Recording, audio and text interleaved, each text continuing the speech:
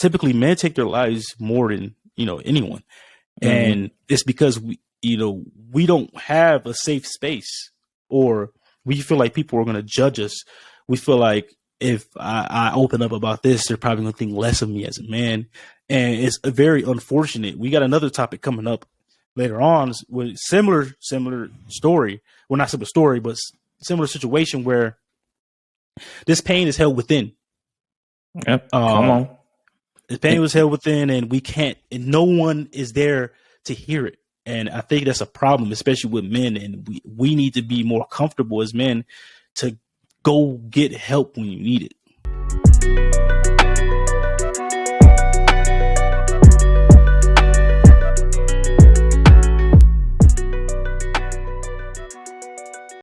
Speaking of people losing their lives, the next thing we're going to talk about is pretty sad. This man meant a lot to kids in the 90s, to our childhoods, memories.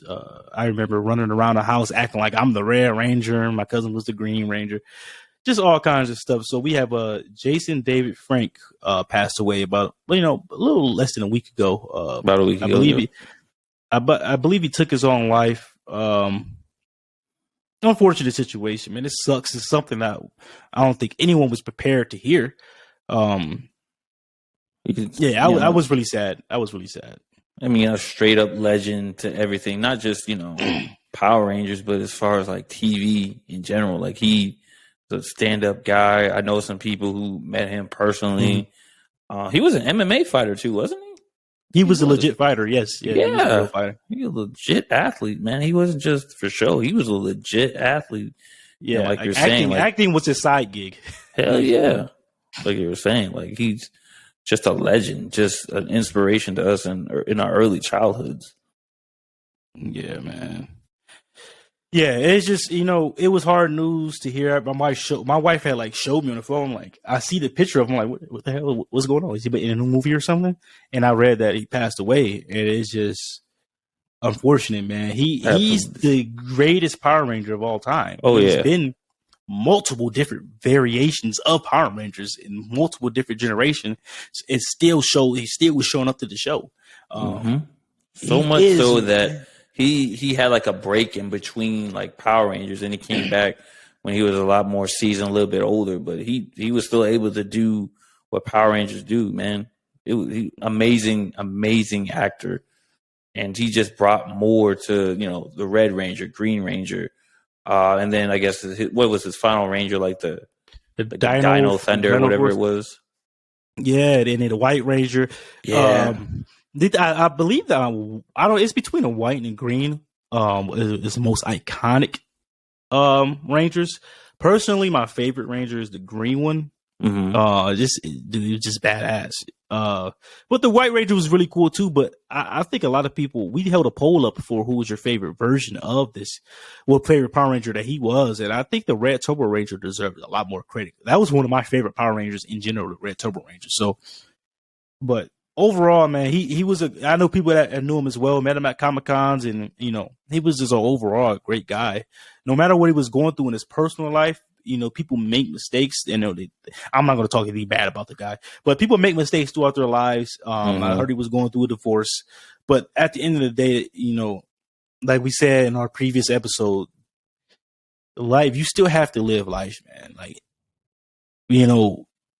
taking your own life, it impacts so many people. And no one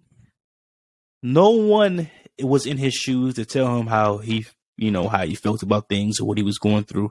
But just as a fan, not only as a fan, but as a human being, I wish that this could have been avoided, especially as someone who literally just lost someone from taking their own life about a little over a month ago. It's never easy to deal with, and I was even telling my wife, passing away of older age of natural causes, it's easier to cope with. That person got to live their life, and it's kind of like they're not in pain anymore. And not to saying that depression isn't pain, but just, at a younger age, you didn't get to finish your story, man. So much more you could have brought to the world. But unfortunately, he may have been in so much pain mentally They couldn't that take it anymore. he couldn't take it anymore. It's just it's really hard. It's really hard. And that's the thing with dealing with depression, man. A lot of people don't understand. Like dealing with depression on certain times is like a constant fog. And even though it's certain situations to a normal person where a normal person would be like, well, you know, that's not bad. But someone with depression would think like they're always thinking of the worst case scenarios. They're always thinking of the worst outcomes. So for people with depression, it's just hard to sometimes like speak up about it and kind of like be vocal about it because they can't really illustrate it that the best way to someone who really they don't think would understand. So that's why they kind of like bottle it up inside and kind of like, you know, keep it to themselves. But depression is an ongoing battle, and it's something that people need to start talking about and just being more open about, because we're trying to avoid situations in our society where people take their own lives or hurt themselves or are just carrying around this pain that they don't have to deal with on their own. Even hurt other people. Even they even lead to them hurting others as well. Yeah. And this is another situation where men have to carry around these our egos, our personas, what people think of us, that we can't have these conversations with people without them thinking we're weak. Because men take their lives more than any other, you know, I mean, we'll say women, but there are other people, you know, identify as other things, but typically men take their lives more than, you know, anyone. And it's because we don't have a safe space, or we feel like people are going to judge us. We feel like if I open up about this, they're probably going to think less of me as a man. And it's very unfortunate. We got another topic coming up later on with similar story. Well, not similar story, but similar situation where this pain is held within. Yep. Come on. This pain was held within, and we can't, and no one is there to hear it. And I think that's a problem, especially with men. And we need to be more comfortable as men to go get help when you need it. And I'll even do you one more, like, especially in the Black community, man. Like, mental health is something that was taboo for the longest time, especially with like the generation previous to us in the Black community. Like, they don't, you know, Black men aren't supposed to talk about their feelings or open up about any of that stuff because it shows weakness. It shows, you know, kind of just a lack of strength. And honestly, we're trying to be the generation that breaks that curse and kind of like go in the right direction to get the help that we need to talk about this stuff, to talk about mental health, and to just uplift each other, not just ourselves, but the whole community. That way we could stand strong, because honestly, when it comes to mental health and depression, like I was saying, it's something constant. It's a constant battle that some of us, you know, fight in silence, but we got to be a little bit more vocal about it, and we got to do better to take care of each other. Yeah, you don't have to fight it in silence. You don't, you know, go get help. You know, yeah. I go to therapy. You know, I don't necessarily think I'm depressed, but sometimes you need to, you know, just talk to somebody. And as you said, especially the Black community, I think most of us are depressed. I think most Black males in our generation are depressed and just don't know it. Do you think it's something that happened? I don't know, something that just with, as far as like this generation, do you think it's, I don't know, maybe to do with social media? Maybe it's something that we dealt with, like some type of trauma. I don't know. I think it's a mixture of what you were saying earlier, that the generations before us would call men weak for having feelings and emotions and not knowing how to communicate those feelings and emotions. Now with social media, I think social media is actually maybe affecting women more.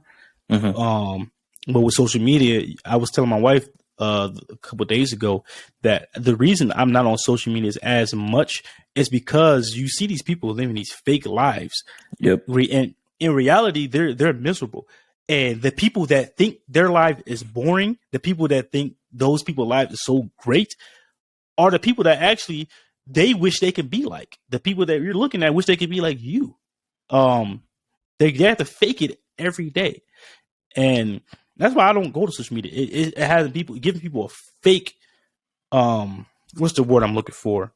A fake reality. Like you thinking all these women bodies have to look like this.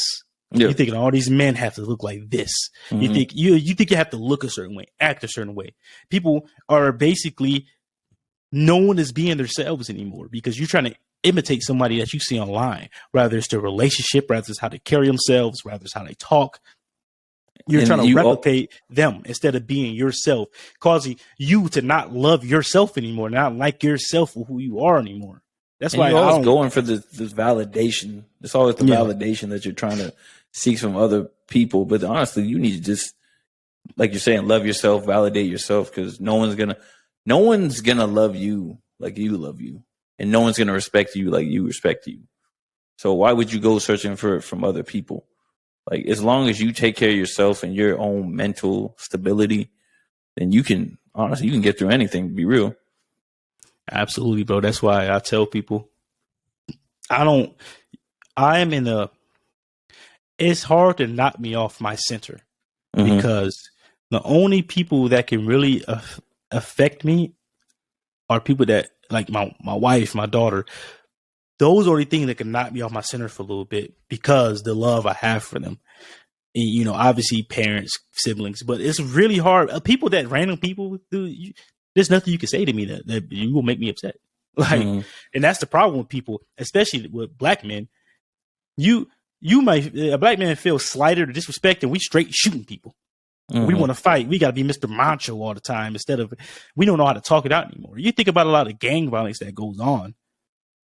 A lot of it is revenge, but a lot of it could be avoided by just talking to each other and it is leaving it at that. But ego, retaliation, all that stuff. That's why I think a lot of our, especially black men in our generation, are depressed and don't know it, or have mental issues that don't know it. A bunch of psychopaths running around killing each other. But yeah, back to Jason though, for the mental health aspect. Don't be afraid to get help. Yep. Yeah, we lost a legend, man. We lost the icon, one of the faces of the 90s. And he's, like I said, he's no longer here. He left behind 4 daughters, I believe. And it's just an unfortunate situation. And just another thing, I just thinking of when it comes to getting help, be someone's rock. If you're stable in yourself, go ask that person that seems like they may be going through something. Go ask them if they're okay. Be that ear for them. Basically sit and talk with them. Try to understand them. Try to help them throughout whatever they're doing. No, like I said, ask them if they're okay. Be a support system for them, because you never know what they're going through. And even like this, check on your friends that are doing okay, that seem like they're smiling and have everything good and going together. Because there are some people who seem like they have it all, who still commit suicide. And that's the sad thing about it. Like some people, you can't see the signs. And those signs are deeply rooted. They're sometimes disguised as happiness and as smiling and as jokes and all kinds of stuff. And you never could see it until it's too late. Yeah. Yeah. I just want to say, rest in peace, Jason. I really hope you're praying for your children, your family, your friends, your loved ones, your fans. We're fans. So, praying for everyone. It's a tough time for everybody.